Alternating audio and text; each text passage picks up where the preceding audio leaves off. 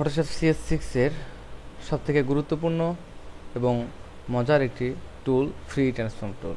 আমরা control T press করে free transform আমরা যে কোনো জায়গায় এটিকে ট্রান্সফর্ম বা সরাতে পারি। আমরা এখানে বাম পাশে অথবা ডান পাশে যে কোনো জায়গায় কার্সারটি নিলে দেখতে পাচ্ছি যে আমাদের রোটেশন একটি আইকন আসছে, এটিতে আমরা রোটেশন করতে পারি এবং ফ্রিলি যে কোনোভাবে আমরা যে কোনো ডিগ্রিতে আমরা রোটেশন করতে পারি।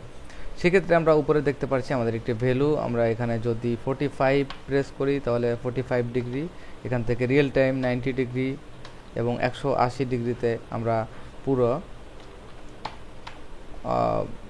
বিপরীত ট্রান্সফর্ম করতে পারি। এটার জন্য আমরা একটি ইমেজকে ওপেন করব।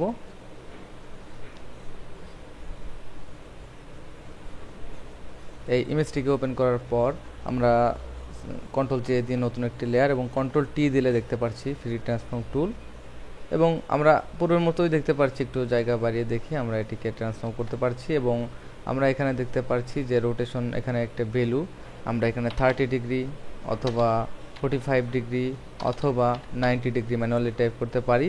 আর পুরা যে ছবিটা রয়েছে এটাকে যদি আমরা রোটেশন করতেছি সেক্ষেত্রে 180, তাহলে আমরা দেখতে পেলাম যে পুরো ছবিটাই আমাদের ইনভার্ট হয়েছে বা 180 ডিগ্রিতে। এছাড়াও আমাদের ফ্রি ট্রান্সফর্ম টুলের কিছু অপশন রয়েছে। যখন আমরা ফ্রি ট্রান্সফর্ম টুল কন্ট্রোল টি টাইপ করব তখন আমাদের এখানে রয়েছে ওয়ার্প টুল, আমরা ওয়ার্প টুল দিয়ে সুন্দরভাবে ওয়ার্প করতে পারবো।